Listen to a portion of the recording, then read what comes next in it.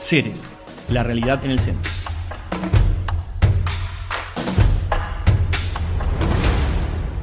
Gracias, Carlos, por la presentación. Agradecer a todo el equipo de Ceres que estuvo trabajando casi un año en este informe que acabamos de ver. Agradecer a José Luis por apoyar desde el primer momento este informe.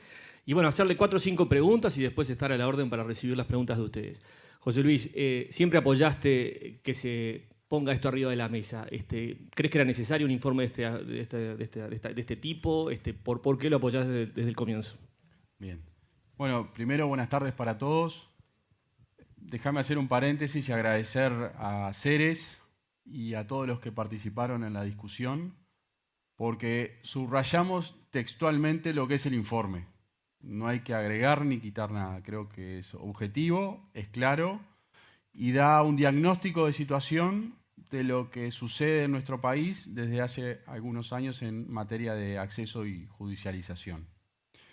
Lo primero es que esta situación la planteamos como un problema de acceso, no como un problema de judicialización o de juicio de amparo. Acá lo que hay que poner arriba de la mesa es el acceso a la medicina de última tecnología. Y desde ese punto de vista es que entendemos que se necesitan todas las miradas de los actores del sistema, de los usuarios, obviamente, de los pacientes, de la industria, de los médicos, del Ministerio de Salud Pública, del Fondo Nacional de Recursos, de la agencia recientemente creada, del Poder Judicial. Se necesita que esta situación de acceso sea puesta arriba de la mesa y vista desde todos los lados.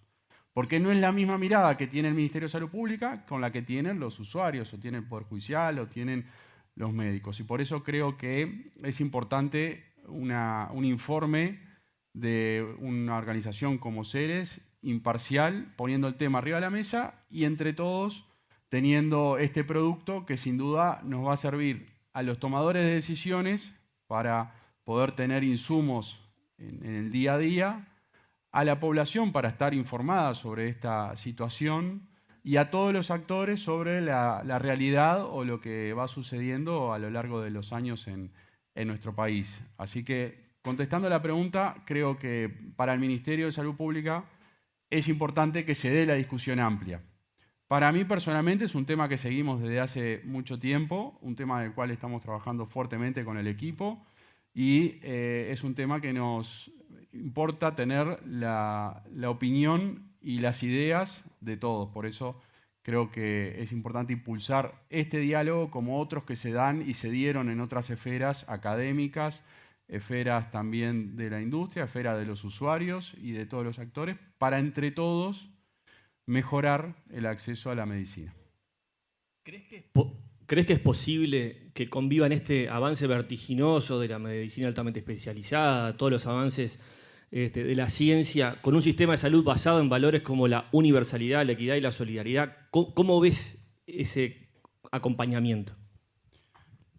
Creo que no solo es posible, o sea, lo tenemos que hacer posible, porque nuestro sistema de salud está basado en esos ideales, en lo que es la solidaridad, la universalidad, lo que son esos conceptos, no solo desde la reforma del 2007, sino de instituciones mutuales que tienen 170 años. El mutualismo en sí comparte esos valores. Entonces, este avance de la medicina, de la ciencia, creo que tenemos, y el desafío es compatibilizar lo que se quiere con lo que se puede. Y ahí está el gran desafío del Ministerio de Salud Pública, de quienes me antecedieron y quienes vendrán después. Y el desafío del Ministerio es poder tener un mejor acceso al que se obtuvo al inicio. Y creo que esa es la premisa primera de todos los que integramos el Ministerio de Salud Pública. Está el doctor Daniel Salinas, la doctora Karina Rando, de todo el equipo, de mejorar lo que es la calidad de medicina. Creo que en este último tiempo el avance científico estuvo un poquito de mayor velocidad o por encima de lo que fueron los avances administrativos. Y eso es una realidad, un poco se veía en el informe. Y el principal desafío es acompasar ese avance científico con evidencia que desprende esa realidad e internalizarla rápidamente desde el punto de vista clínico y desde el punto de vista económico. Y ahí está la cuestión desde el Ministerio de Salud Pública, en conjunto con el Ministerio de Economía y Finanzas, con el Fondo Nacional de Recursos, de dar estas discusiones país en base a parámetros internacionales de hasta dónde es posible financiar, qué evaluaciones de costo-efectividad, qué evaluaciones clínicas tenemos que tener, y ahí la agencia juega el rol fundamental. Una agencia que, como bien decía Carlos, todos los integrantes del sistema entendían como necesaria y entendemos como necesaria.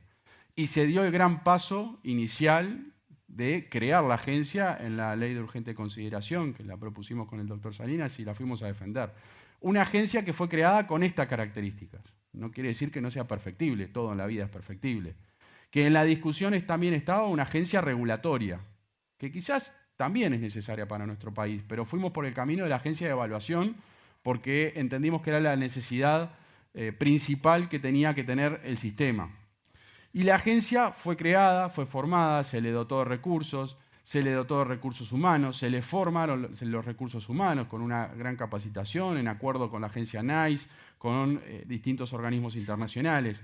Y creo que está en la etapa como cuando uno aprende a andar en bicicleta, que primero es con rueditas y después va creciendo y anda solo. Me parece que la agencia está en la etapa de crecimiento, está en la etapa de desarrollo. Ya pasamos la creación y todo lo que eso insume, desde la discusión de qué agencia es, con qué capacidades, con qué facultades. Ahora me parece que viene la etapa en el corto plazo del desarrollo y de la aplicación de la agencia, que es tan necesaria para encontrar soluciones o encontrar respuestas a las inquietudes que hoy se planteaban. La siguiente pregunta tenía que ver con la agencia de evaluación, ¿no? Queda claro en el documento que es necesario que se transforme permanentemente. Puntualmente, si tuvieses que darle una inyección a la agencia de evaluación, ¿qué tendría esa inyección? Bueno, hay algo que es muy difícil en nuestro país, que son los recursos humanos, sobre todo en salud, que es muy difícil de poder el personal técnico capacitado retenerlo, y más desde los organismos públicos. No pasa a diario en el Ministerio de Salud Pública de la retención del talento, que en una industria o en un sistema como el de salud es muy difícil de competir. Pasa también a nivel de prestadores, en ACE, con respecto a los prestadores privados. Particularmente, el otro día hablaba un tema de actualidad, el doctor Galeana en el CTI pediátrico, hubo una cantidad de funcionarios, de trabajadores de la salud, que prefirieron, ante esta atención del sistema, trabajar en el sector privado, y hubo que hacer un esfuerzo aún mayor de los trabajadores para poder dar cumplimiento a la atención. Así que lo primero, creo que el gran desafío es la calidad y cantidad de recursos humanos, que se contrataron personas, se las capacita, se las está capacitando, y el desafío es retener el talento. Luego viene la discusión del trabajo de la agencia y la incorporación de ese trabajo en los procesos de evaluación y en los procesos de incorporación, que eso también estamos dando la discusión en el Ministerio de Salud Pública, teniendo insumos desde la agencia con distintas áreas de lo que son las aprobaciones, lo que son los registros, lo que son las incorporaciones, porque los medicamentos, desde que la industria lo desarrolla y lo propone hasta que está incorporado al FTM, es una carrera de obstáculos que tiene que pasar. Y ahí también estamos trabajando para evaluar esas situaciones y tratar de dar mayor agilidad a esos procesos. En eso hay un fuerte compromiso donde la agencia va a ser partícipe de esa discusión. Bien. ¿Crees que de no encarar este asunto que está planteado en el documento, que surgió de la conversación de esas mesas, y teniendo en cuenta que hace poco un informe de Equipos Mori habla de una enorme confianza de los uruguayos en el sistema de salud, y viendo que viene creciendo la judicialización, de no encarar esto rápidamente, ¿puede minar la confianza de los uruguayos en el sistema de salud? No sé si la confianza en el sistema, pero puede debilitar al sistema. Porque la situación del acceso a través de juicio de amparo, creo que como está planteada, no es beneficioso para ninguno de los actores. Para empezar, los pacientes, los usuarios, que son el centro de todas nuestras acciones. Para la industria, porque escapa a la normativa y escapa a los canales normales de presentación, de registro, de habilitación, luego de financiación y de estabilidad. Escapa también a eso, y para la industria es un desafío, porque como no está un medicamento registrado en el país, el Ministerio de Salud Pública libremente puede adquirirlo de distintas fuentes. Y ahí es un desafío para los representantes naturales y legales de los medicamentos. También para el Poder Judicial, por la cantidad de demandas y de juicios que tienen que abarcar semanalmente, diariamente, etcétera, etcétera. Para el Ministerio de Salud Pública, el desafío de la financiación. El desafío de tener la obligación de entregar un medicamento en 24 horas, bajo situación o peligro de caer en desacato, que ya ha pasado en nuestro país. Y eso es un desafío para el Ministerio de Salud Pública y es una situación a tener en cuenta. Y en definitiva, creo que a todos los actores esta situación va a devenir en una debilidad del sistema como tal. Por eso creo que es importante encontrar las formas de fortalecimiento y de mejorar el acceso. Nosotros nos guiamos en distintas opiniones e ideas de distintos actores. Tenemos particularmente un documento que se los recomiendo, que es del año 2017 de la Universidad de la República, que son múltiples miradas a medicamento de alto costo, tiene un nombre así, si lo buscan está en internet. Y ahí hay una guía de recomendaciones desde el año 2017, que hemos algunas avanzado y tenido en cuenta para el trabajo diario. Por ejemplo, la creación de la agencia. Ya estaba planteado del año 2017 la creación de una agencia de evaluación independiente. También lo que son distintas cuestiones como el seguimiento de los pacientes, que hoy también se planteó, Carlos hacía referencia.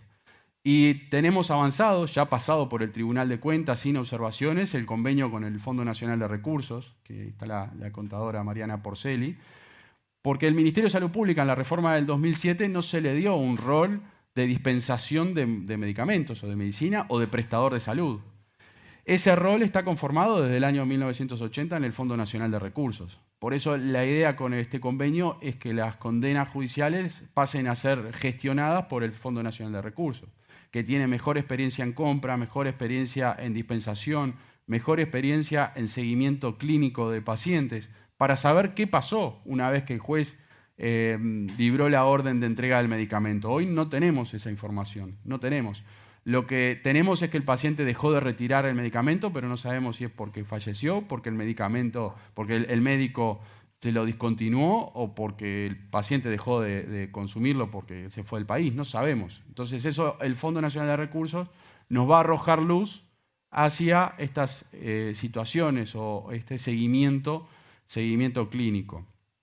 También planteaba la actualización del FTM, este documento. Capaz que me tomo un minutito más porque me parece importante en comentar también las líneas de acciones que tenemos del Ministerio. La actualización del FTM es vital y en eso también trabajamos en las incorporaciones. Hemos anunciado distintas incorporaciones a lo largo de estos años, que continúa una tendencia de incorporaciones, no son nuevas. Simplemente lo que buscamos es que las incorporaciones que se dé no solamente sea el beneficio sanitario, clínico, que está demostrado, sino también un beneficio para lo que es el sistema.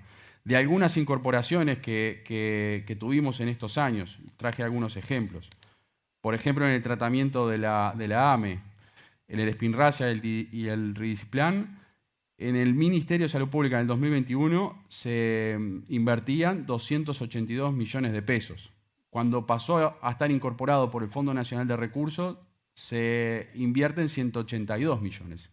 O sea que estamos hablando de 100 millones de pesos menos con esos medicamentos, teniendo una cobertura universal de todos los pacientes.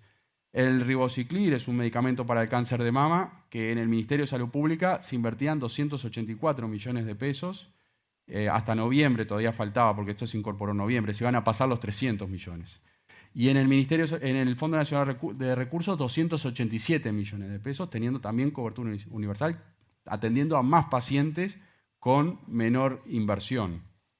Y medicamentos para mieloma múltiple, en el Ministerio de Salud Pública se invertían 269 millones y en el Fondo Nacional de Recursos, cuando se incorporó, se pasó a invertir 169. O sea, 100 millones de pesos menos. Este es el camino, es uno de los caminos. Uno de los caminos es con evaluaciones, con estudios, con los distintos pasos que tiene que dar, que hay que trabajar para que sean más accesibles, poder seguir en el camino de la incorporación. También la desincorporación. del Fondo Nacional de Recursos. Tiene que ser una puerta giratoria y lo que se desincorpore tendrán que darlo a algún otro actor, como los prestadores de salud, o tendrá que declararse que ya no se da más ese tipo de tecnología. Pero en definitiva, ese es uno de los caminos. Hablaba también el informe de un debate nacional, y creo que es un poco esto que estamos dando entre todos, un debate nacional sobre esta situación, sobre lo que se está haciendo de parte del Ministerio de Salud Pública, del Fondo Nacional de Recursos, y hacia dónde queremos ir o hacia dónde vamos. Porque esta situación ocurre en distintas partes del mundo. El otro día hablábamos con la ministra de Argentina y la situación de la judicialización o la falta de acceso o los distintos mecanismos de acceso se da también regionalmente con situaciones más extremas en otros países. Trabajar en la formación continua en prescripción.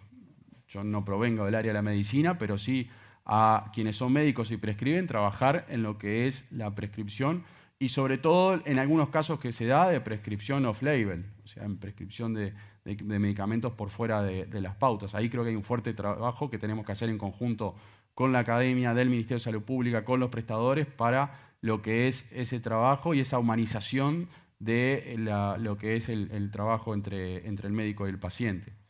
Después, también hablar de lo que son los ensayos clínicos. Y estamos decididos, el Ministerio de Salud Pública, a retomar el camino de ensayos clínicos o incentivar el camino de ensayos clínicos. Creo que tenemos una oportunidad como país de que Uruguay tenga ensayos clínicos en Uruguay y que eso traiga un beneficio a los pacientes y un beneficio para el sistema.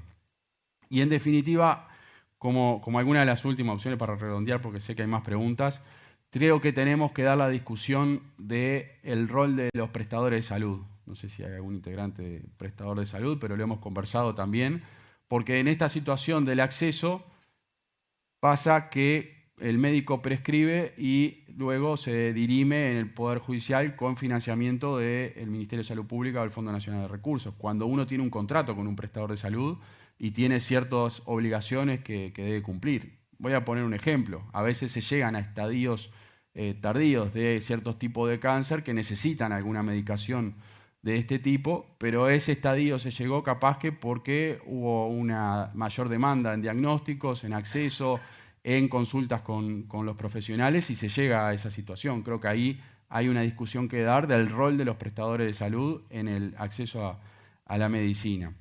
Y en definitiva, para redondear este punto, es cierto que la tendencia se mantiene en el año 2016, pero también es cierto que la cantidad de pacientes tratados por el Fondo Nacional de Recursos también aumenta, llegando a un año récord en lo que es el año 2022, que lo tenemos por acá porque estuvimos en la presentación hace unos días, de 12.500 pacientes por año. O sea, que pasamos desde el año 2013 5.200 a 12.500. O sea que también hay un mayor acceso desde el Fondo Nacional de Recursos. Ahí se habla claramente de lo que vos hacías manifiesto al principio, del desarrollo de las tecnologías. José Luis, mi última pregunta antes que lleguen las preguntas de la audiencia sería, y es una pregunta más al político, ¿no? Bueno, hay un diagnóstico que más o menos es consensuado de que hay un problema que hay que abordar y que hay que enfrentar. Has explicado todas las cosas que se están haciendo. A corto plazo, ¿tú crees que se pueden ver cambios a corto plazo o no? Creo que esto no es una situación que cambia de un día para el otro.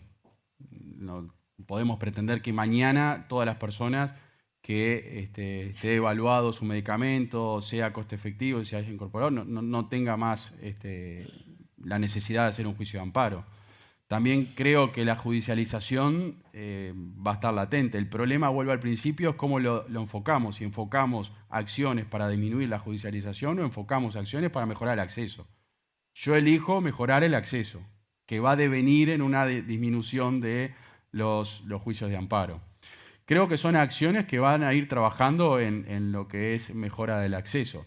El avance de la tecnología, en distintas acciones que se toman, también que es necesario ponerse al día en distintas cuestiones de evaluación, en distintas cuestiones de registro, de incorporaciones, van a hacer que la mayor cantidad de pacientes del Fondo Nacional de Recursos aumente. O sea, son información clara, se ha aumentado la cantidad de prestaciones y la cantidad de pacientes tratados. También viene aumentando la cantidad de personas que tienen que realizar juicio de amparo para acceder. Pero me parece que El desafío está en que no hay una solución única. Hay que trabajar esto de distintas miradas, distintos aportes, con distinto enfoque. Y ahí cuando la agencia también tenga ese rol que es vital, también va a arrojar luz con los informes que va a devenir. Y luego creo que viene la gran discusión amplia que estamos dando en discutir el país hasta dónde puede financiar. Esto lo venimos sosteniendo hace muchos años. No siempre lo que se quiere es lo que se puede. Y creo que esa es la gran discusión que todos tenemos que dar. Gracias, José Luis. No sé si hay preguntas de la audiencia. Gracias, Agustina. Bueno, te las leo. ¿La agencia no debería también encargarse de regular y registrar como sucede en muchos países del mundo? Vamos a empezar por la evaluación y después lo discutimos.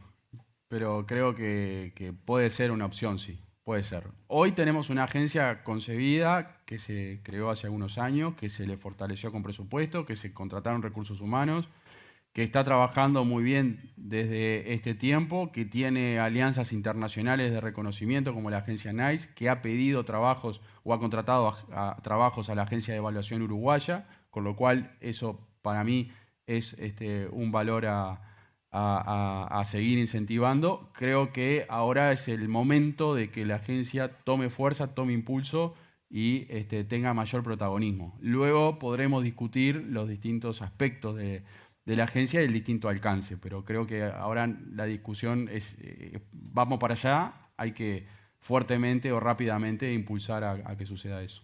Bien, ¿la actual administración ve necesario reformar el Sistema Nacional de Salud en el entendido de que los medicamentos de alto costo empiezan a limitarse por el propio sistema que establece un vademecum que no incluye dichos medicamentos y o dispositivos? El vademecum incluye medicamentos de alto costo, son los que está financiando el Fondo Nacional de Recursos, o sea que incluirse se incluye. Yo creo que no podemos decir que el sistema tiene que ser estático, siempre se está mejorando. En las rendiciones de cuentas hemos incorporado algunas mejoras dentro de las potestades del Ministerio de Salud Pública, de un mayor contralor desde la JUNASA, mayores situaciones que se puedan dar, mayor control o mayor eficacia en los recursos.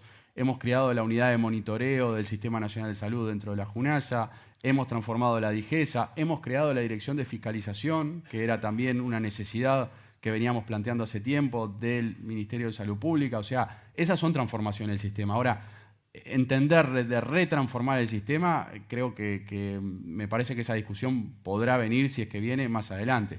Creo sí que en algún momento hay que discutirlo, porque hay situaciones que se dan que están por fuera del sistema. No con los medicamentos, pero por ejemplo, emergencias móviles son parte del sistema.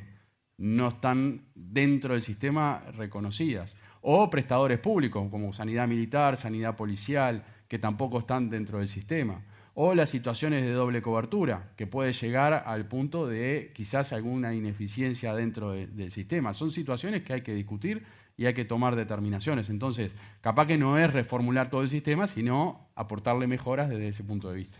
Bien, acá hay una pregunta que creo que la respuesta la diste en las respuestas anteriores. Dado que hoy el 90% de los casos de amparo son ganados por los pacientes, la pregunta es, ¿estamos pagando más que si los medicamentos demandados estuviesen en el FNR? Sí. Sí. Muy bien. No sé si querés cerrar con algún comentario, algún... No, primero volver a agradecer a Ignacio Munch y al equipo de Ceres por permitirnos dar este debate, por permitirme desde el Ministerio de Salud Pública, en nombre de la ministra, también estar presente y dar las distintas visiones que tenemos, el trabajo que estamos haciendo. Agradecer a todos los participantes, todos vinculados a la situación de acceso o la mejora del acceso. Y creo que en definitiva lo que todos queremos es justamente eso, que un paciente, que es el destinatario final de todas nuestras acciones, no solamente acarree con el estar enfermo, tener una enfermedad, sino que tener que seguir peregrinando en el sistema judicial. Así que creo que en definitiva es básicamente eso, que del Ministerio de Salud Pública las puertas están completamente abiertas a cualquiera que quiera aportar una idea, quiera acercar también una crítica, que siempre son bienvenidas, o quiera aportar un granito de arena en esto que, como dije, nosotros tomamos un sistema y vamos a entregar un sistema y el que vendrá después tendrá que hacer las mejoras, porque lo que tiene el sistema de salud es que es una mejora continua desde hace decenas de años. Así que, en definitiva, Esa es la respuesta y agradecerles a todos por la oportunidad. Gracias. Muchas gracias.